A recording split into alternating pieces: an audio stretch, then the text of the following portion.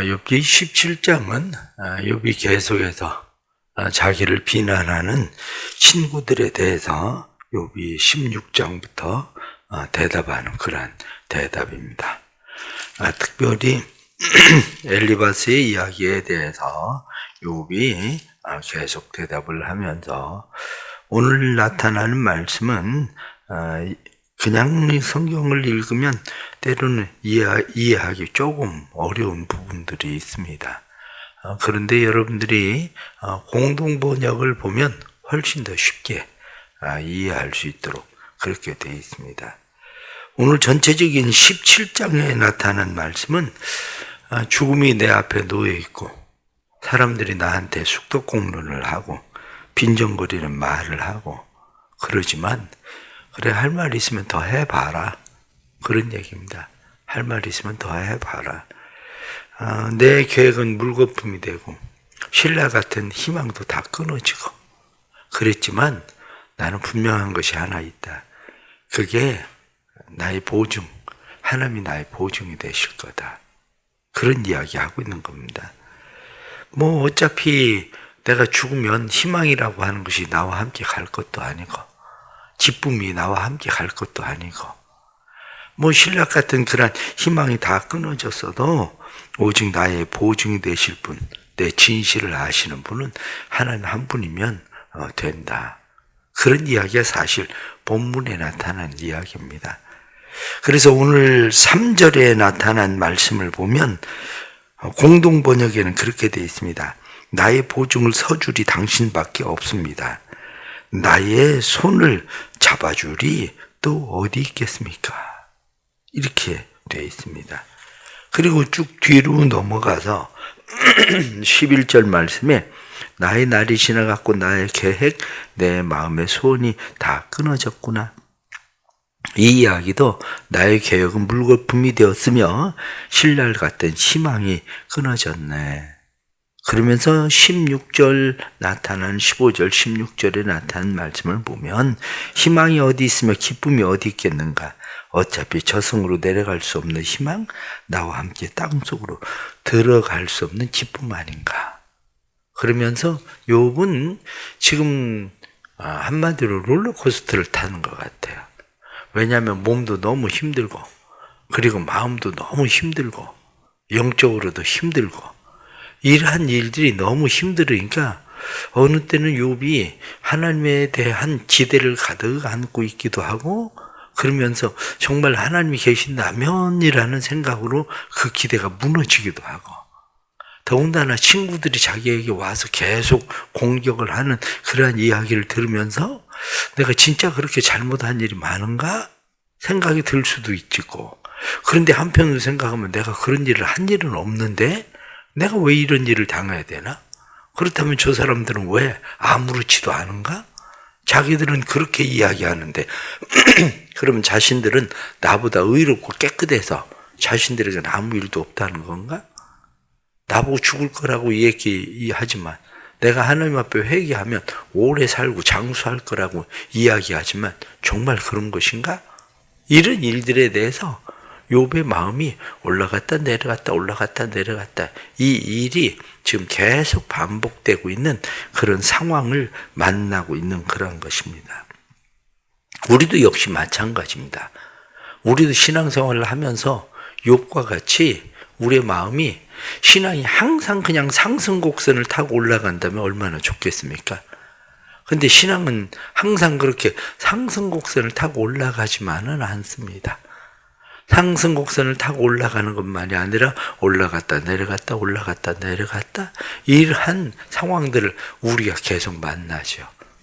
그런데 그런 가운데서 우리에게 분명한 것이 하나 있는데 그것은 뭐냐면 사람이 한 번 죽는 것은 정한 이치다. 그 외엔 심판이 있다. 그거예요. 진짜 사람이 하나님 앞에 가서 섰을 때야 비로소 그 사람이 어떤 삶을 살아왔는지가 판별되는 거지.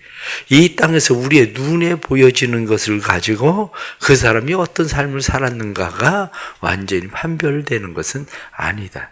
그런 거죠. 그러니까 우리는 때로는 사람의 눈에 의식되어서 내가 그 사람들에 의해서 판단받는 일들이 힘들기도 하죠. 그러나 사도 바울은 그렇게 이야기합니다. 내가 아무에게도 판단받기를 원하지 않는다. 난 아무에게도 판단받지 않는다. 오직 나를 판단하시리는 오직 하나님이시다.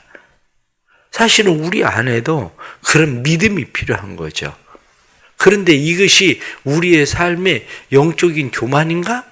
아니면 하나님과의 관계 속에서 분명한 성숙인가? 바로 이 문제입니다. 어떤 사람은 이러한 일들이 영적인 교만이 될 수도 있는 거죠. 그래서 영적인 교만을 가지고 있는 사람들은 누구 말도 안 듣습니다. 그래서 오직 자기 생각, 자기 마음, 자기만이 옳다고 생각하고 살아가는 그런 사람들도 의외로 많이 있죠. 그렇기 때문에 다른 사람들의 이야기는 전혀 듣지 않고 나만 옳다 이렇게 생각하고 살아가는 사람들도 있습니다. 그러나 우리가 이 세상을 살아갈 때에 우리의 짙은 어둠이, 영적인 어둠이 우리에게 찾아올 때에 우리는 어떻게 우리를 살펴야 되는가 하는 일에 대해서도 좀 더 생각을 해야 될 필요가 분명히 있죠. 십자가의 수도사라고 얘기하는 성 요한은 그러한 일에 대해서 그렇게 이야기합니다. 사람들이 세상을 살아가면서 욥과 같이 어두운 밤을 지날 때 그 사람들이 잘 깨달아야 되는 일들이 있는데, 왜냐? 그때 어두운 밤을 지나면서 성숙하지 않으면 그 사람은 새로운 존재가 되지 않는다는 거예요. 어두운 밤을 지날 때에 그것을 성숙의 기회로 삼아야 그가 새로운 존재로, 새로운 피조물이라 이렇게 이야기하는 새로운 피조물이 된다는 거예요. 그런데 사실은 욥과 같은 경우도 계속 이 롤러코스터를 타는 것처럼 올라갔다 내려갔다 올라갔다 내려갔다 그러면서 비로소 합의를 하는 것이 뭐냐면 하나님과의 합의래요. 하나님과의 새로운 만남. 그래서 욥이 비로소 이제는 하나님을 내가 눈으로 보는 것 같이 하나님을 보는 것 같습니다. 이제야 내가 하나님을 깨닫는 것 같이 깨닫습니다. 이렇게 이야기하는 것처럼 우리의 삶에도 역시 그러하다는 거죠.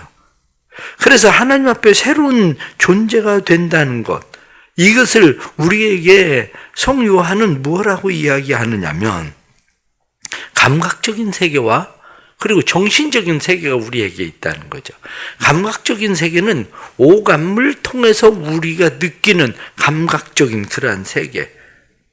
또 이 감각적인 세계는 외적인 것을 받아들이는 그러한 세계. 이게 이제 감각적인 세계다. 또 하나는 우리에게 정신적인 영적인 세계.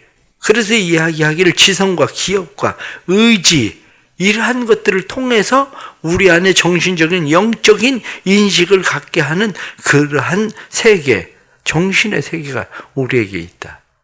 그런데 감각적인 세계와 이 정신적인 세계, 이 세계 가운데는 두 가지가 또 있는데 그것이 뭐냐면 하나는 능동적인 차원이고 하나는 수동적 차원이라고 이야기합니다. 능동적 차원이라고 하는 것은 뭐냐면 이 감각적인 세계든지 정신적인 세계든지 이 세계 가운데에서 내가 만나는 일들에 대해서 내가 능동적으로 그 일을 대처하는 거죠. 그래서 인간은 무엇을 행할 것인지, 내가 어떻게 행할 것인지 그것을 만나는 일들을 통해서 능동적으로 대처하지만 또 하나는 수동적인 대체인데 이 수동적인 대체라고 이야기하는 것은 우리의 인간적인 것을 멈추고 오히려 하나님께서 나로 하여금 깨닫게 하시고 알게 하시는 그러한 일이다. 이렇게 이야기합니다. 그러니까 하나는 감각적인 세계, 하나는 정신적인 세계, 하나는 능동적인 세계, 하나는 수동적인 그러한 세계의 차원. 이러한 차원들을 통해서 우리는 끊임없이 성숙해 간다. 그렇게 이야기합니다. 그런데 이러한 성숙을 위해서 십자가의 수도사인 성 요한은 이야기할 때에 우리에게도 이 영적인 세계에 대해서 좀 더 잘 이해를 해야 된다고 그렇게 이야기합니다. 영적인 세계에 대해서 이 성숙함인가 성숙하지 않음인가에 대해서 우리는 어떻게 그것을 이해해야 되느냐? 그것은 의외로 우리도 감각적인 영적인 맛에 사람들이 길들여져서 살아간다는 거예요. 이 감각적인 영적 맛에 길들여져 살아가는 그것을 벗어나야 된다는 거예요. 그러면서 몇 가지 이야기를 하게 되는데 그 중에 가장 첫 번째가 영적 교만, 그렇게 이야기합니다. 영적 교만이라고 이야기하는 것은 다른 사람들이 신앙적으로 어떤 헌신을 하나님 앞에 드릴 때에 이 헌신들을 기준을 늘 자기를 기준으로 삼는 거죠. 그래서 다른 사람들의 헌신에 대해서는 늘 비난하고 정죄하고 이렇게 생각하는 일들. 그래서 자신의 잘못을 지적하거나 깨우쳐주는 지도자들에 대해서는 싫어하고 그러면서도 늘 자기는 다른 사람들에 대해서 무엇을 계속 지적하고 그 사람들을 가르치려고 하는 이러한 일들. 그래서 다른 사람들에 대해서 칭찬하기는 싫어하고 그리고 오히려 자기는 칭찬받기 좋아하고 이러한 것들이 뭐냐? 이게 영적 교만이라고 그렇게 이야기합니다. 욥의 친구들을 보십시오. 욥의 친구들은 와서 계속 무엇을 이야기합니까? 무엇을 가르쳐주고 싶은 거예요. 욥에 대해서 계속 그들은 와서 네가 잘못한 거야. 네가 이렇게 살아봐. 그러면 하나님께서 너를 다시 회복시키실 거야. 그럼 너 오래 살게 될 거야. 다시 하나님께서 너에게 시작은 미약하겠지만 나중은 창대하게 하시는 그런 복을 주실 거야. 그리고 계속 그들에게 가르치려고 하는 그러한 일들을 행합니다. 두 번째로 이야기하는 것은 영적 탐욕이다.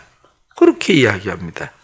이 영적 탐욕이라고 하는 것은 하나님이 내게 주신 은혜에 대해서 만족하지 않는다는 거예요. 그래서 은혜에 대해서 만족하지 않는 것이 영적 탐욕은 어떻게 나타나느냐 하면 끊임없이 좋은 설교 아니면은 끊임없이 조언 이런 것을 찾으러 계속 다닌다는 거예요. 세미나도 쫓아다니고 성경 공부 쫓아다니고 계속 한마디로 이게 뭐냐면 영적 탐욕이라는 거예요. 그러면 그 사람들이 그것을 그렇게 알고 배울 때에 이 사람들은 그것이 자기의 삶에 실천되는가? 그렇지도 않는 거죠. 그냥 끊임없이 탐욕 때문에 계속 배우고 영적으로 자기가 무엇을 배우고 있는 그 자체로 실상 만족하고 있지만 정작 그 사람들에게 필요한 것은 뭐냐면 영적 청빈이라는 거예요. 정작 필요한 것은 영적 청빈인데 영적 청빈에 대해서는 관심 없다는 거예요. 영적 청빈에 대해서는 관심이 없고 오히려 영적인 탐욕을 가지고 계속 자기가 성경 공부를 하고 뭐 조언 듣고 좋은 설교 막 그래서 유튜브를 통해서 이 설교 저 설교 뭐 그냥 막 계속 쫓아다니고 머리로 알고 있는 것은 많은데 여전히 삶은 똑같은 거죠. 한마디로 어두운 밤을 벗어나질 못해요. 이게 바로 영적인 탐욕이다. 그렇게 이야기합니다. 세 번째는 영적 쾌락. 그렇게 이야기합니다. 영적 쾌락이라고 하는 것은 왜 이것을 영적인 쾌락이라고 이야기하느냐? 이렇게 이야기할 때 영적 쾌락은 사람들은 기도를 하려고 그래요. 그래서 마음 가운데에 기도해야 되겠다. 그래서 기도를 하려고 하지만 실상 기도라고 하는 것이 하나님과의 만남을 통한 하나님과의 그런 자기 자신과 하나님과의 관계 속에서의 기도가 아니라 영적 쾌락은 얼마나 더 많이 기도하는가. 아니면 기도를 할 때에 끊임없이 기도는 또 다른 생각으로 계속 흩어져 가면서 실상 기도는 그것이 만족되지 않는다는 것. 심지어는 성찬 예식에 참여하면서도 마음속에 불순한 감각이나 충동적이 일어나는 이러한 일들. 그러니까 영적인 하나님과의 하나됨 그 명목하에 기도도 하고 성찬식도 참여하고 그러지만 거기에는 전혀 참여가 되지 않는 이런 상황으로 빠지는 것. 이게 바로 영적 쾌락이다. 그렇게 이야기합니다. 네 번째는 분노. 그래서 이 분노라고 이야기하는 것은 다른 사람의 잘못을 보면 성내지 않고는 못 배기는 거. 이것이 왜 그러냐? 영적인 온유를 자기 안에서 거스르기 때문이라는 거예요. 하나님이 우리에게 원하시는 것은 온유인데 영적인 그 온유를 거스르는 것이 뭐냐? 그것이 분노라는 거예요. 성령의 사람들은 늘 그리스도의 온유함 같이 너희는 내게 와서 배우라. 나는 마음이 온유하고 겸손하다. 주님이 그렇게 이야기하시는 이 온유, 그것을 내 스스로 내 안에서 거스림이 일어나는데 이 거스림이 일어나는 게 뭐냐? 그게 분노다. 그렇게 이야기합니다. 다섯 번째는 영적 탐식, 이렇게 이야기합니다. 영적 탐식이라고 하는 것은 영적 탐욕은 애착이라고 이야기해요. 영적 탐욕은 애착이지만 영적인 탐식은 영적인 맛에 집착하는 거다. 그렇게 이야기합니다. 그래서 영적인 탐식이라고 이야기할 때 그것을 뭐라고 이야기하냐면 과도한 금식, 과도한 수행, 이런 것들은 오히려 영적 탐식이다. 이렇게 이야기하는 겁니다. 왜냐하면 과도한 금식, 과도한 수행, 과도한 기도, 이런 것들이 왜 그렇게 되냐면 그 맛을 느끼지 못하면 실증이 나고 욕정이 나고 그래서 더 해야 된다는 끊임없이 그것을 더 해야 된다, 더 해야 된다. 그래서 자기를 몰아간다는 거예요. 그런데 그건 사실은 성숙하기 위해서 필요한 게 아니라 오히려 그건 영적 탐식이다. 이렇게 말합니다. 여섯 번째는 영적 질투에 대한 이야기를 합니다. 영적 질투에 대해서는 자신에게 주어진 영적인 보화를 발견하지 못합니다. 내 안에 주어져 있는 영적인 보화를 발견하면 이 영적인 보화 때문에 기뻐하는데 자기 안에 영적 보화를 발견하지 못하니까 다른 사람들의 것을 늘 보고 탐을 낸다는 거예요. 그게 질투하는 마음으로 일어나는 거죠. 그래서 다른 사람들의 덕에 대해서도 유쾌하지 않고 다른 사람들이 칭찬을 받으면 좋아하지 않고 오히려 다른 사람들의 칭찬을 평가절하하고 매사에 자기만 높이려고 하고 자기 자신을 내 찬사를 받으려고 하고 이런 모든 것들. 그래서 교회 봉사에도 영적 질투심에 사로잡혀서 교회에 봉사를 하는 사람들이 너무 많다는 거예요. 교회 봉사를 할 때 영적 질투심에 사로잡혀 있는 사람들은 다른 사람들이 어떤 일을 해도 절대 그것을 칭찬하지 않아요. 그것을 칭찬하는 것이 아니라 그것이 자기가 다 해야 무슨 일이 되는 것처럼 나 아니면 해봐라는 식으로 자기는 아예 자기가 하는 일이 아니면 주도적이 아니면 빠져버리고 끼어들지도 않고 방관자가 되는 거. 이게 다 영적 질투에서 나오는 거라는 거예요. 이게. 마지막은 영적 나태. 그렇게 이야기합니다. 그래서 영적인 단맛에 익숙해진 자들은 영적인 것에서 단맛을 찾지 못하면 지루하고 가까이 하려 하지 않는다. 그러면서 기도 중에 자기가 바라던 단맛이 생기지 않으면 기도하지 않는다. 무엇이든지 자기가 원하는 대로 자기의 뜻대로 하나님도 자기의 뜻에 맞춘다. 이게 영적인 오히려 나태다. 그렇게 이야기합니다. 왜 이게 영적인 나태냐? 이렇게 이야기하면 자기를 재미삼는다는 거예요. 내가 재밌어야 영적으로 재밌는 거고 영적으로 성숙한 거고 영적으로 좋아하지. 다 기준이 누구냐면 자기 자신이 영적인 기준이 되기 때문에 자기가 좋아하고 즐거워하면 하나님도 좋아하고 즐거워할 거라고 생각하는 이러한 일들. 이게 영적인 나태다. 그렇게 이야기합니다. 이러한 것들을 왜 이야기하느냐? 이러한 것들을 이야기하는 이유는 영적인 어두운 밤을 보낸다고 이야기할 때 영적인 어두운 밤은 오히려 밤을 직면한 사람들은 해야 되는 것이 있는데 그 중에 하나가 뭐냐면 영적인 밤을 맞이한 사람들이 선택해야 되는 것이 믿음이라는 거예요. 믿음. 오직 하나님에 대한 믿음. 필립의 한시는 그 믿음에 대해서 그렇게 이야기합니다. 믿음은 이후에 돌아봐야 이해할 수 있는 것, 그 일들이 일어나기 전에 믿는 것을 믿음이라고 한다. 돌아봐야 이해는 된다는 거예요. 믿음이라고 하는 것은 지금 이해할 수 있는 게 아니라는 거예요. 믿음은 지금 이해할 수 있는 게 아니라 돌아봐야 이해할 수 있는, 하나님이 그래서 그런 거구나. 그때서야 비로소 이해할 수 있는 건데 지금은 이해할 수 없지만 그냥 받아들이는 거. 그걸 믿음이라고 얘기한다. 세상은 보는 것이 믿는 것이지만 믿음이라는 것은 믿는 것이 보는 것이다. 그래서 세상과는 다르게 세상은 보고 믿으려고 하지만 끊임없이 우리는 하나님을 믿기 때문에 보고 그 일을 행하는 것. 이걸 믿음이라고 한다. 그렇게 이야기합니다. 그래서 이 믿음은 바로 우리의 선택이라는 거예요. 힘들고 어두운 영혼의 밤을 지날 때에 믿음이라고 하는 것을 그냥 선택해야 된다는 겁니다.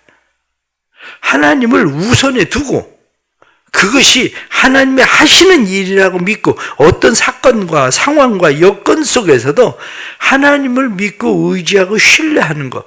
다시 말하면 하늘엔 아무리 날씨가 흐리고 천둥 번개가 치고 요란한 비바람이 불고 그래도 그 위에 태양은 여전히 있는 것처럼 우리의 삶에 하나님이 우리의 삶의 주인이시고 중심이시고 모든 일은 하나님의 손에 있다는 사실에 대한 믿음을 가지고 그냥 가는 것. 이게 바로 우리가 선택해야 될 선택이라는 거예요.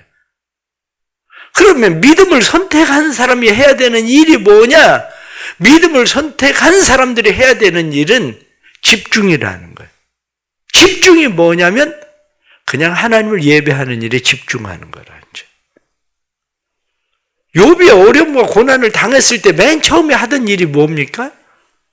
입술로 하나님 원망하지 않고 주신 자도 여호와시요 취하신 자도 여호와시니 여호와께서 찬송을 받으실지니이다. 그리고 욥이 그냥 하나님을 경배했다. 성경이 그렇게 말씀한 것처럼 여전히 그냥 해야 되는 것은 뭐냐면 하나님이 주시는 것도 하시는 거고 가져가시는 것도 하나님이 하시는 거고, 그렇다면 여전히 내가 하나님을 찬송하는 거, 여기에 우리가 집중해야 된다는 거죠. 선택만이 아니라 우리가 거기에 그냥 집중해야 되는데 지금 욥이 하고 있는 일이 무엇을 지금 하고 있는 겁니까? 욥이 하고 있었던 일은 처음에는 하나님을 집중했어요. 선택은 믿음을 선택했어요. 주시는 분도 하나님이시고 취하시는 분도 하나님이시라는 믿음을 가지고 그는 모든 것이 하나님의 손에 있다고 그냥 믿었어요. 그래서 찬양 받으실 분은, 예배를 받으실 분은 하나님이십니다. 그리고 욥은 그것을 선택했다고요. 거기에 집중했다고요. 심지어는 자기 아내가 차라리 하나님을 욕하고 죽어라 이렇게 이야기해도 욥은 그건 어리석은 사람들이나 하는 얘기지 그러면서 그냥 집중했어요. 그런데 욥의 집중이 흐트러지기 시작했어요.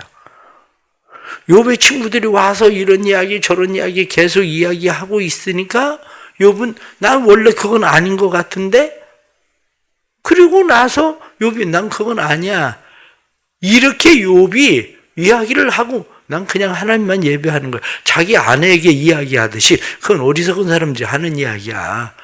난 그냥 하나님을 예배할 거야.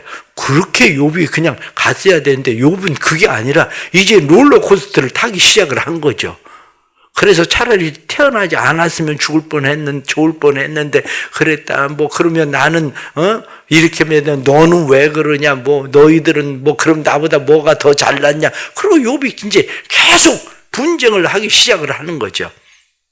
우리의 신앙도 역시 마찬가지예요.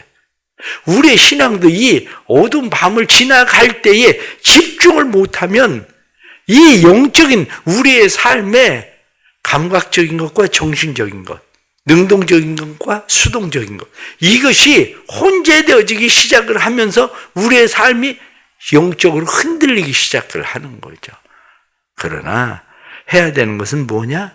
결국 믿음을 선택하고 집중해야 되는데, 우리가 집중해야 되는 것은 예배에 집중해야 된다는 거예요. 오직 하나님이 찬송을 받을 수 있지니다.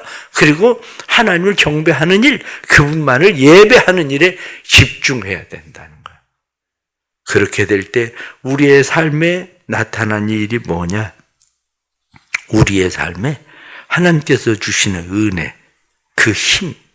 그래서 오늘 성경 본문에 욥이 다시 집중을 하려고 하는 것이 뭐냐면, 말씀에 나의 보증을 서줄 분은 당신밖에 없습니다.